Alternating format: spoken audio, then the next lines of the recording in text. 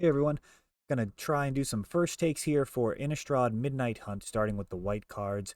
Pre-release is this weekend as of the recording of this video.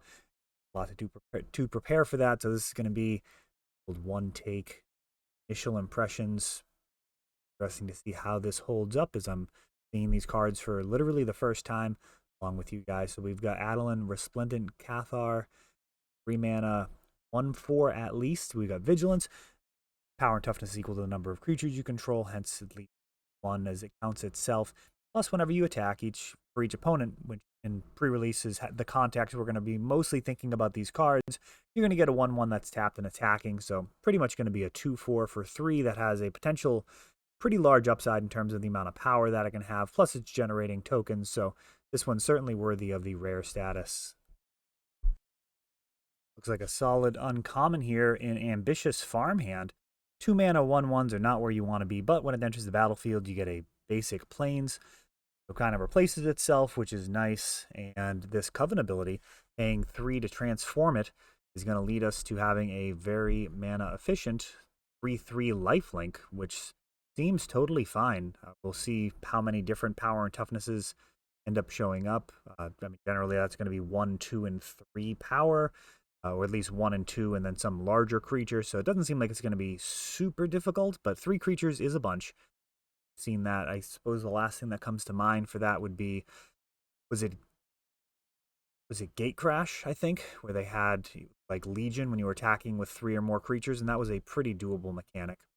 Beloved Beggar, a 2 casting cost 0/4 with Disturb of 6 mana, which means you can cast it from your graveyard, which is a very useful ability, and it's going to be coming back as a 4/4 flying Vigilance. It would be put into a graveyard from anywhere, exile it instead. So if you're playing any type of discard, the ability to get that back, I'm talking about Faithless Looting style effects, that is spicy. 6 mana out of the graveyard. Now the front side of this card is pure trash, but you can throw it in front of a very large creature sometimes. I mean, it's probably not going to happen. Perhaps there'll be mutual sack outlets, things that make both players sacrifice creatures, but that backside, paying 6, get a 4/4 Vigilance Flyer, I mean, that's a Serra Angel out of the bin, which is very, very strong. Serra Angel, one of the stronger limited cards of all time. Just that body closes games out and plays solid defense. We've got Soul. Bereaved Survivor, another flip card. This one comes in at a 2/1 for 3, and whenever another creature you control dies, you transform it into a 3/2 that whenever it attacks, you return a creature card with mana value 2 or less from the graveyard to the battlefield, tapped and attacking. That is a lot of potential value. This card seems like it's going to be just fine for limited, and value engine at uncommon. That is very interesting for limited. A lot of the time, you're going to have a significant amount of your creature base being those smaller creatures. And in constructed, that tends to be the case as well, though I'm not going to weigh in too much on standard, is not really what we do here. Blessed Alliance, a 1 mana trick. Target creature you control gets +2/+0 and lifelink till end of turn. That creature dies this turn. You create a 1/1 white spirit token with flying. Potential to upgrade some of your smaller creatures into a 1/1 flyer. Getting +2/+0, trading up. This seems like a interesting combat trick. The lifelink could potentially swing games. Not the strongest trick out there, but that is something that would not necessarily be embarrassing to play in your pre-release pool. Borrowed Time at 3 mana. This enchantment, when it enters the battlefield, exiles target non-land permanent and opponent controls until it leaves time. So one of those Journey to Nowhere, Oblivion Ring style enchantments. It's going to be a non-land permanent, of course, and it's until this leaves the battlefield. So not as many tricks that can be done with bouncing it or anything, but that's totally fine, being able to handle your opponent's permanents. Brutal Cathar is a 3 mana 2/2 when it enters the battlefield or transform. Exile creature an opponent controls until this leaves the battlefield, which is very, very strong there. Now, when it transforms, it's going to be a first strike with Ward 3. You're actually, I guess for the most part, hoping it doesn't transform. Your opponent's going to be stuck in a situation where if they cast no spells, then night next turn, and That would be like taking a turn off, and limited is a pretty big deal. I feel like that kind of a devastating tempo loss to literally not cast any spells is going to be really rough, especially on the early turns of the game. He's going to be falling so far behind. And then even if you get your creature back, now they're getting a 3/3 upgraded. So yeah, that's an interesting card that's going to be a challenge for people to play against optimally. 3 mana just to exile a creature and get a body is already very solid for limit. Candlegrove Witch, a 2 mana 2/2, which I think tends to be the building blocks of many of your pre-release pools, is having those 2 mana creatures that can kind of help you in the early stages, establish a board presence, pressure your opponent's life total, and kind of make it so they're in a situation where they have to react to you. It's not like a game of Commander where you just stockpile mana and start throwing bombs. Usually, a really good sealed pool will be getting people out of there in those kind of mid-range, like 5, 6, 7 turns.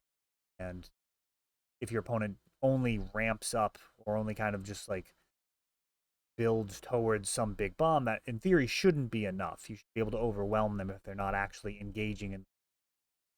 This one's got Coven. At the beginning of your combat on your turn, if you control 3 or more creatures with different powers, and this bonus is going to be flying until end of turn, which is very solid. A 2/2 flyer for 2 is absolutely tremendous for limited, and we're going to just see how solid Coven is as a mechanic.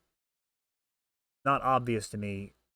You don't really want bad cards that will become good with Coven in all likelihood, but cards like that are fine as a 2/2 for 2 that get better is probably where Coven's going to be something that you're happy about.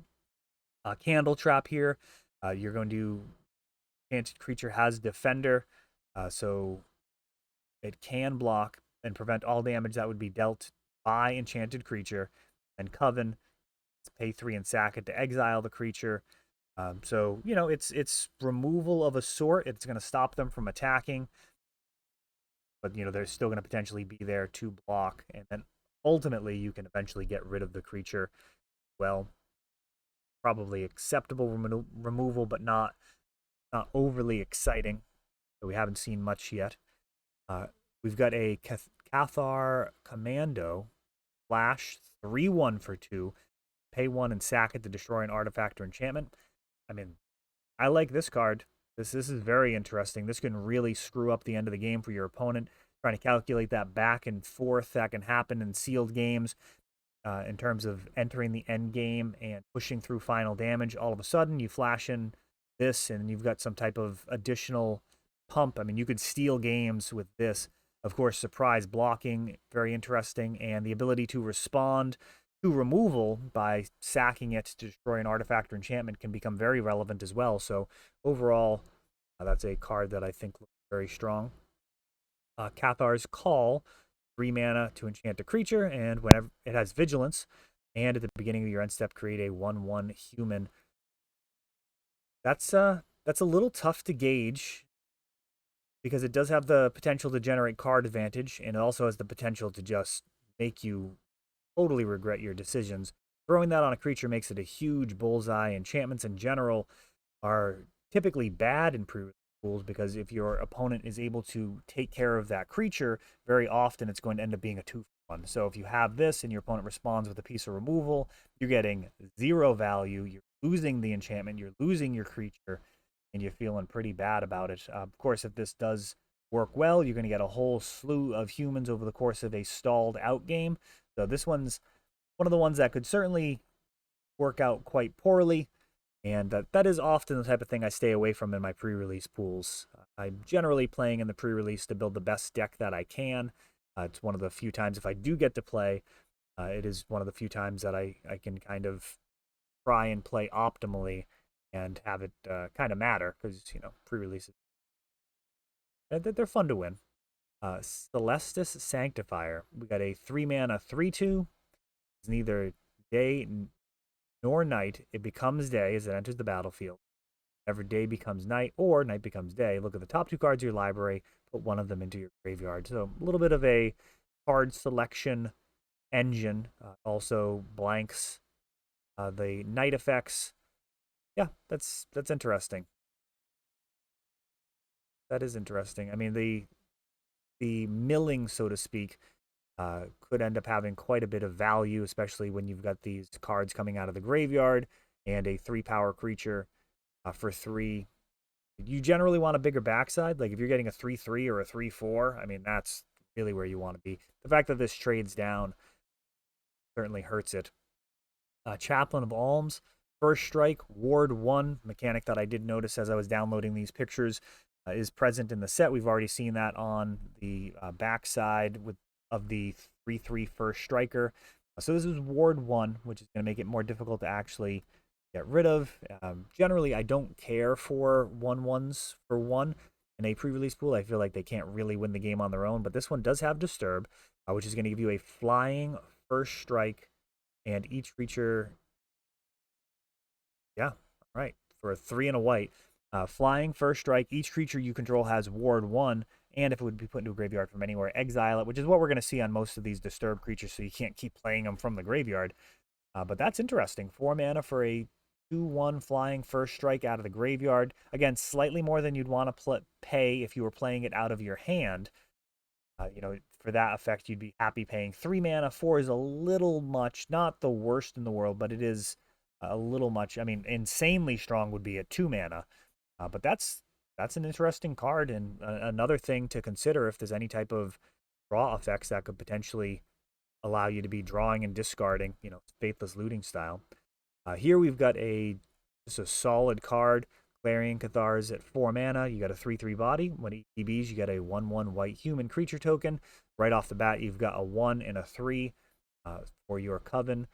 And that card seems totally fine. Curse of Silence.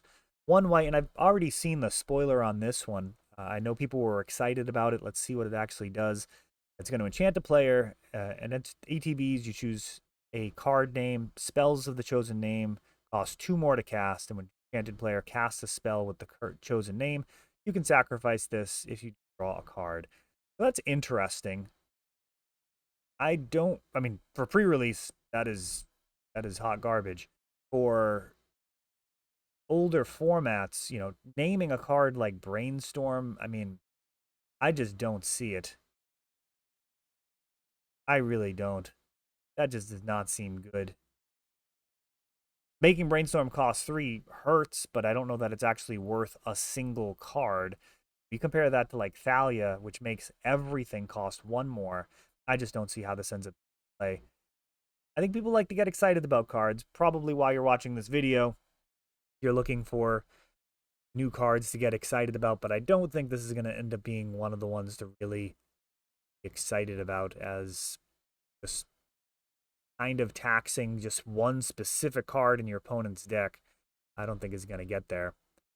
Dual Craft Trainer, first strike, and the Coven on this one is going to give it double strike. So a 4 mana double strike, a very different equation than a first striker, effectively turning it into 6 power and making it play much better with pump effects, as it does the regular damage and the first strike damage. So if you give this thing +2/+2, now you're not just giving it an additional 2 power, you're giving it 5/5 for 10, which is pretty spicy. That could potentially close out some games unexpectedly. Enduring Angel, 5 mana, 3/3, flying, double strike. You have hexproof. Are we done? No, we're not. If your life total would be reduced to 0 or less, instead, you transform this and your life total becomes 3. Then, if Enduring Angel didn't transform this way, you lose the game. Very interesting. Let's see what the backside of this thing is. Angelic Enforcer, you have hexproof. Power and toughness are equal to your life total. And whenever it attacks, double your life total. Commander players are going to absolutely love this card. It's an angel for starters on both sides. And yeah, that's a really interesting dynamic. Double strike and hexproof for you. All right. Yeah, little Platinum Angel aspect on there. Yeah, I suspect Commander players are going to love that. Of course, in Limited, this thing is ridiculous. A flying double strike. You also have hexproof with not losing the game clause on there. Very impressive. That is certainly worthy of the mythic status, and you're going to be playing that if you are playing white, and you may choose to play white just because you have that. Faithful Absence, 2 mana, destroy a creature or planeswalker, and its controller investigates. So they're going to get a clue, which essentially replaces it at 2 mana. That's probably better than I think it is, but I would not be super excited about that. Giving them a random card. I mean, it's removal.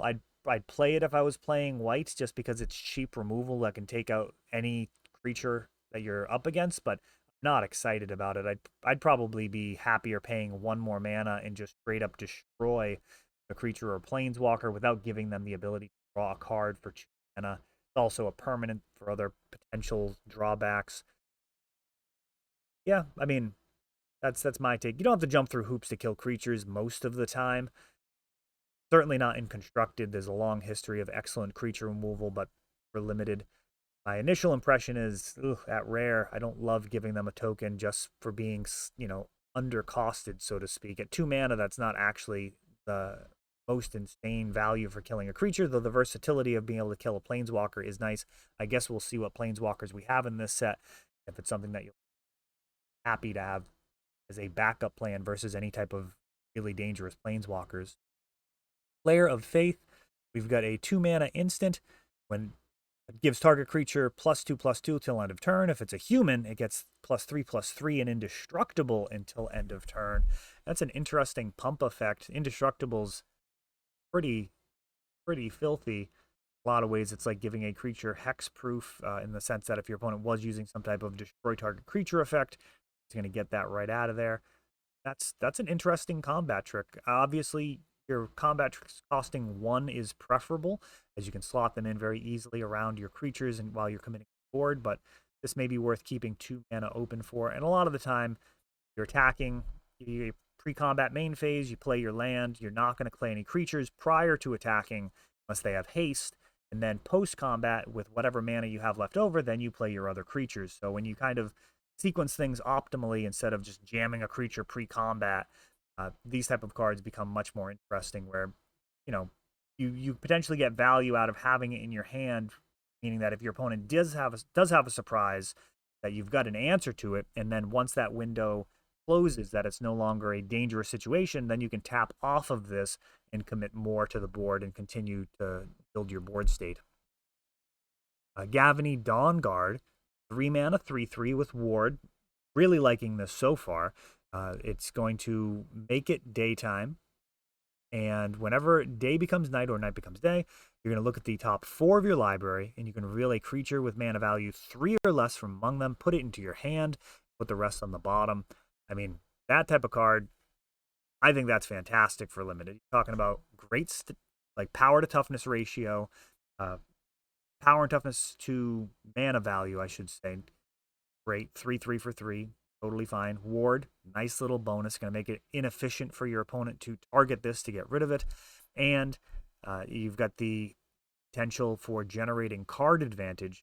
Nothing I really don't like about this card. Certainly be caught playing that at a pre-release and enjoying the extra value that it can produce.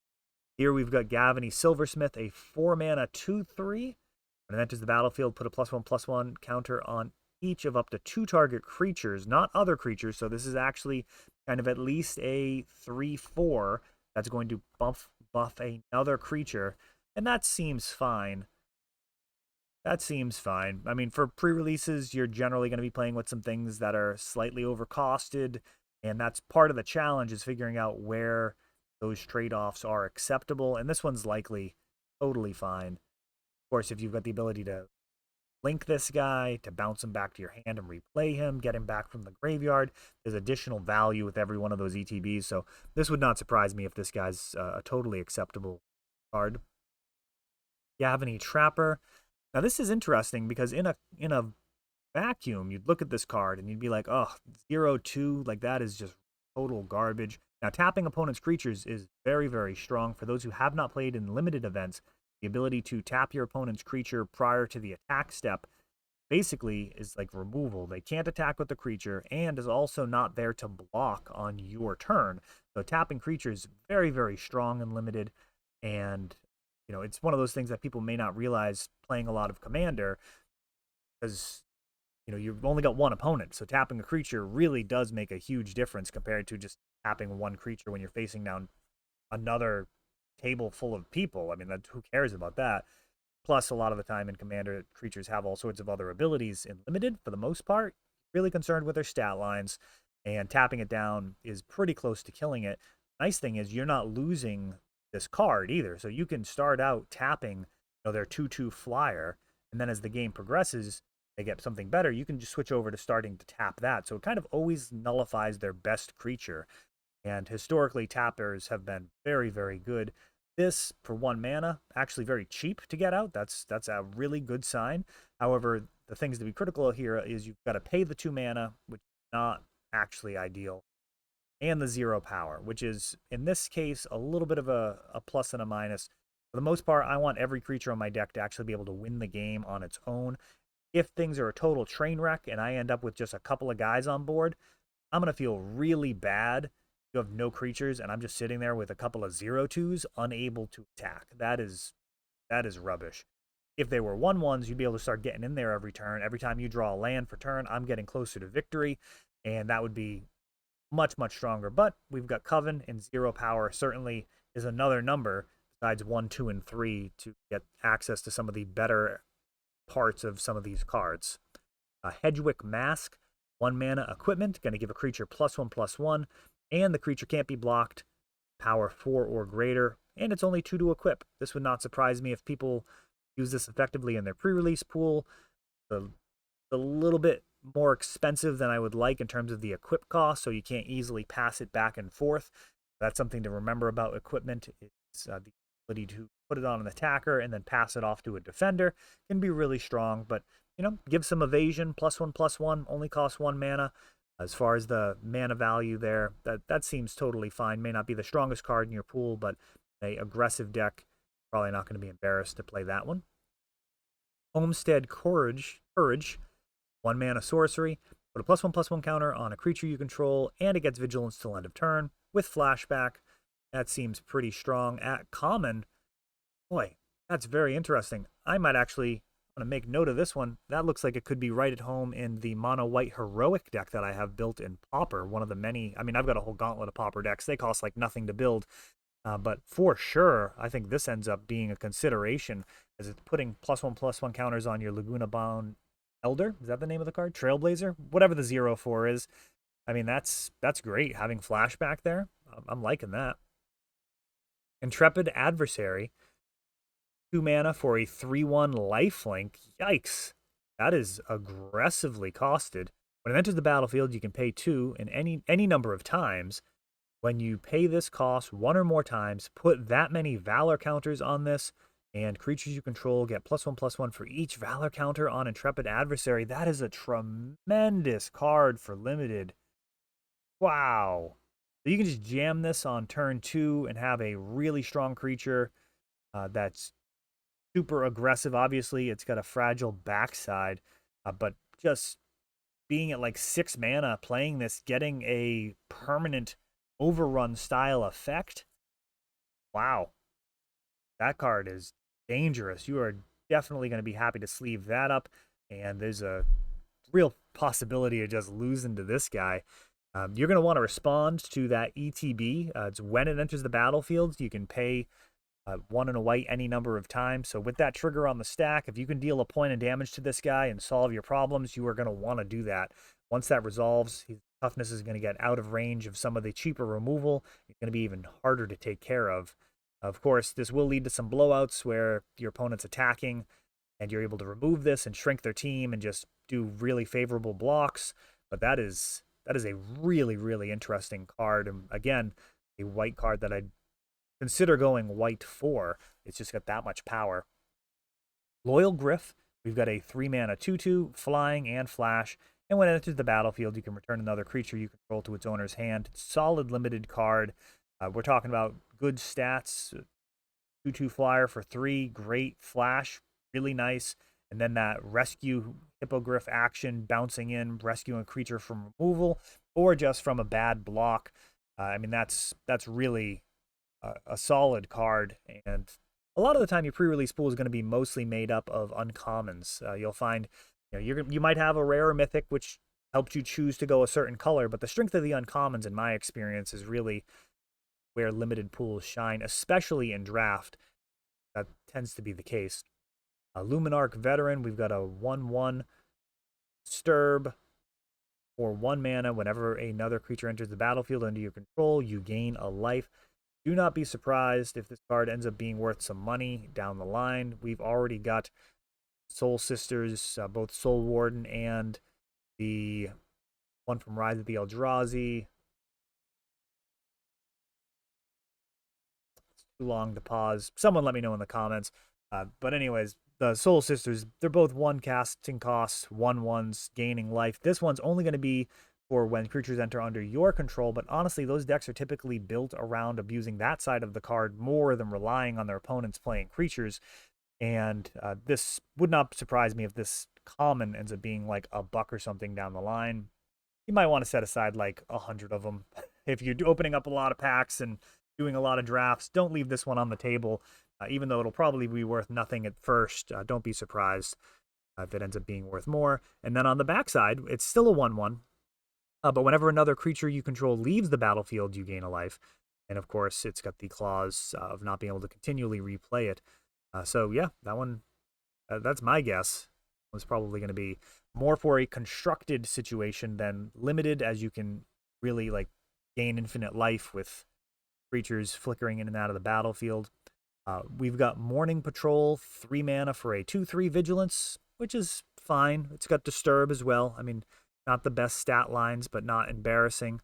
And then on the backside, it's a Flying Vigilance, and that seems great. So yeah, this is another really interesting Disturb card. Liking that. Audric's Outrider, forecasting cost 2/4. Whenever this or another creature you control dies, put a +1/+1 counter on target creature control for a little bit of extra value. Yeah, I mean, that's fine. Ritual Guardian. So far, I haven't really seen anything that's like super offensive to me. A lot of the time, they print cards for limited that just end up looking like total traps. I don't really feel like there's been anything that's incredibly offensive. We got Ritual Guardianship, 3 mana, 3/2. And here, Coven is going to give lifelink until end of turn. So 3 mana for a 3/2 lifelink.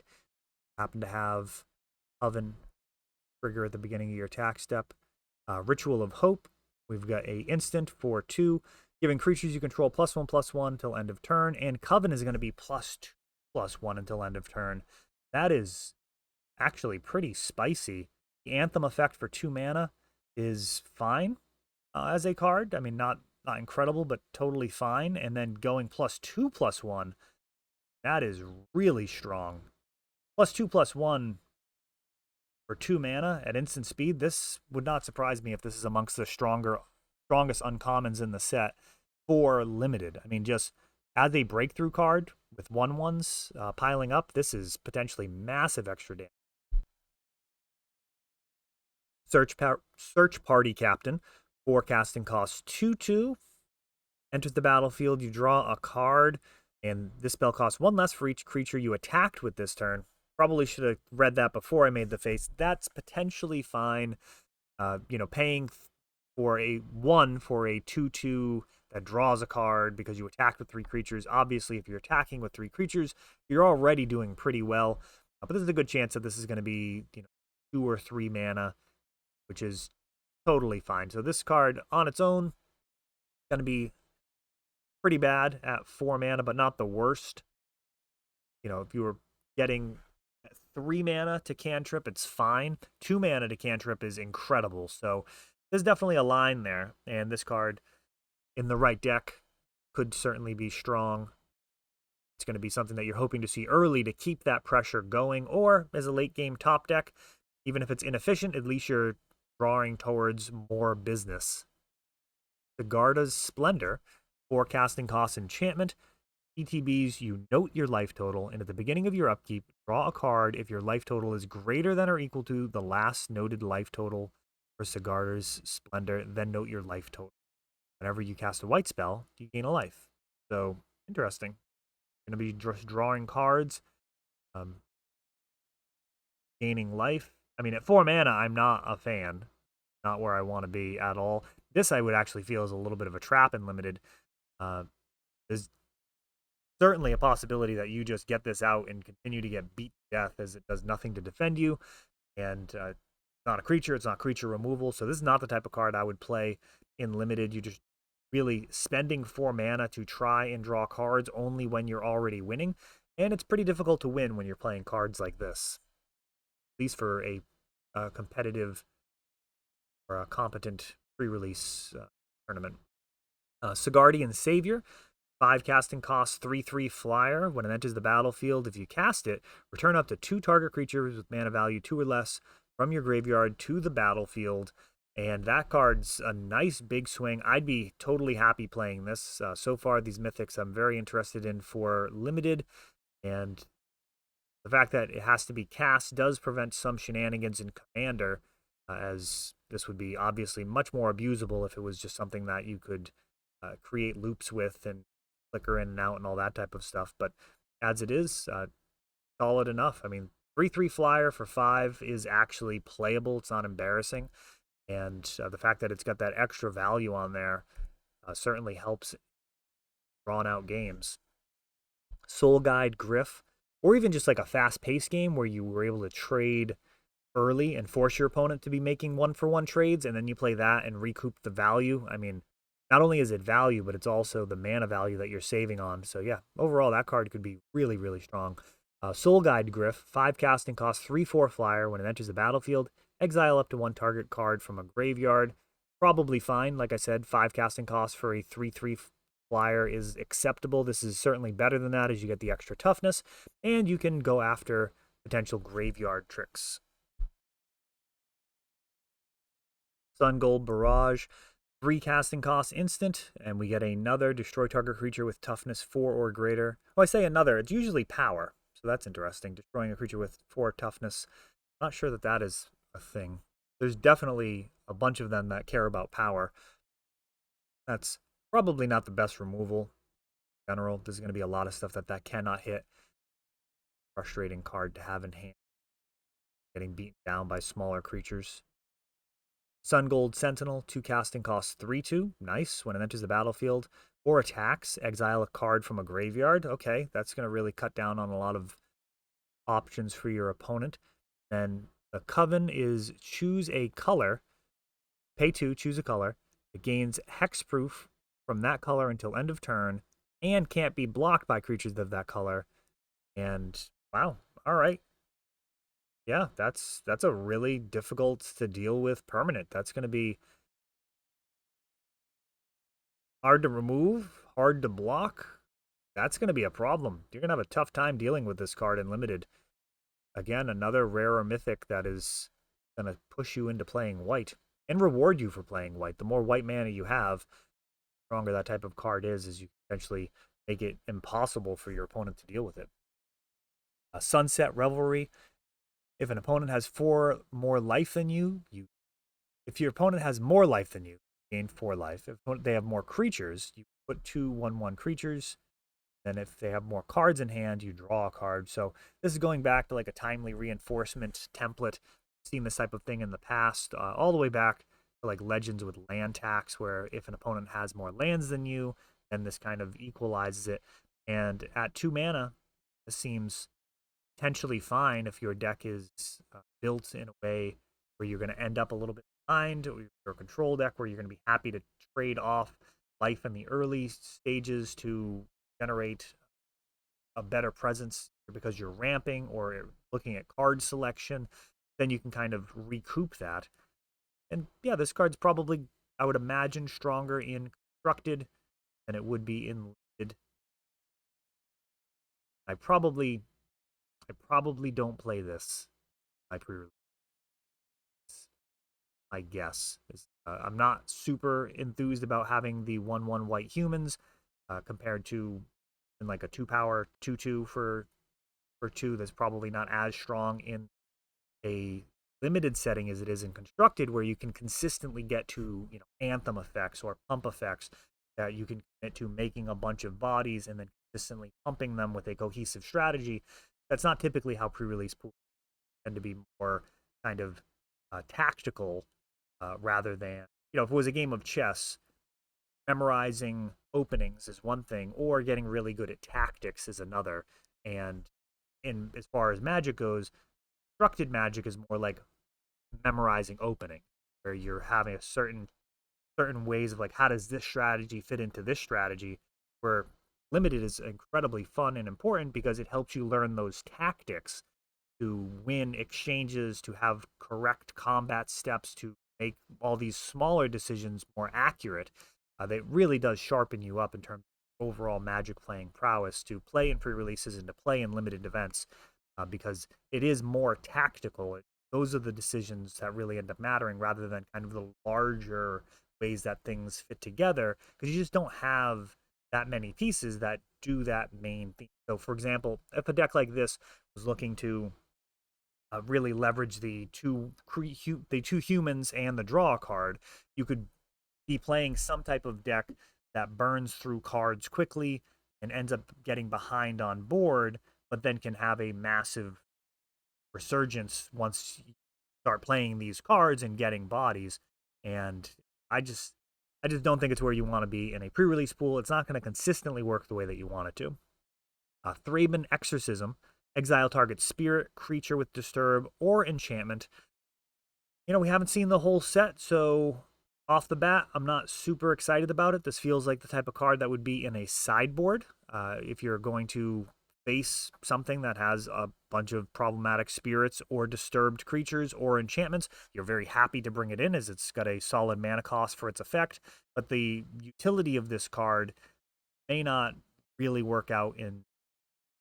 Just going to depend on the rest of the set. Like I said, this is the first time I'm seeing all of this stuff, so can't really give an educated opinion on whether or not this is going to be worth main decking in your pre-release pool.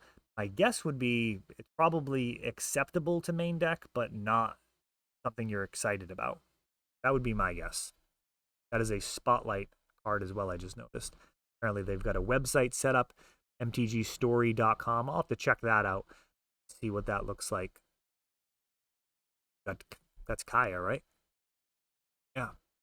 Chandra Teferi and Arlen sought clues. Kaya dispatched the spirits. Fair enough.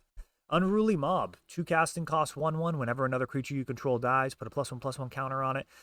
Things can definitely get out of hand with this, and particularly in the type of strategies that I'm least impressed with. So you can have a pre-release pool that generates lots of small tokens that can easily die for whatever effect, and this guy can get really, really swole very fast. That said, it's not usually the type of pre-release pool that I'm impressed with. This guy can just still die to a piece of removal. So even after you jump through all of those hoops, make him into like a 5/5 for 2, which is incredible, it can still be undone. So that's kind of my take on it. 1 mana or 1 power creatures for 2 is not really exciting. We'll see. I mean, it's definitely, in terms of the quality of this card relative to the format, you're looking at sealed deck being the least likely for exceptional. Then when you go to draft, you have more card selection, and you can potentially build a deck that has more and more synergy, where this type of guy, you could get multiples of him and a bunch of things that help him work. Then ultimately, when you get into constructed, that's where something like Pauper, perhaps, this guy could end up really shining a little bit, even though the 2 mana probably means he's not going to be strong enough. And you got stuff like Mortician Beetle that costs 1 mana, but perhaps some black-white Aristocrats deck could conceivably be happy to see this guy turning into a really large threat, dwarfing things like Gurmag, Angler, and Hopper. I think that's it. No, Vanquish the Horde. Just alphabetically, I thought we were at the end of the line. Vanquish the Horde. Wow, what a note to potentially end on. Let's see. This will be the last one then. This has got to be the default best sweeper in Commander, right? Destroy all creatures for 2 white. Previously, We were dealing 13 to everything with Blasphemous Act. Now, this is going to just kill all the things, destroy all creatures for only 2 white in Commander. This one is going to change Commander forever, as now white has, I mean, a balance level sweeper in only 2 mana for, I mean, pretty much all games. I mean, most of the Commander games where this is going to see play, going to be a situation where your opponents are going to have the 6 creatures just amongst themselves. If you're playing 3 people and they each have 2 creatures each, this thing is online for only 2, and that's definitely going to be part of the Commander decks that want that effect. Well, that's it for the white cards here. Let's see, we took about 40 minutes. I'm going to try and get all of these done before the pre-release. Thank you for watching. We'll see you on, we'll do blue next. We'll just go Wooburg.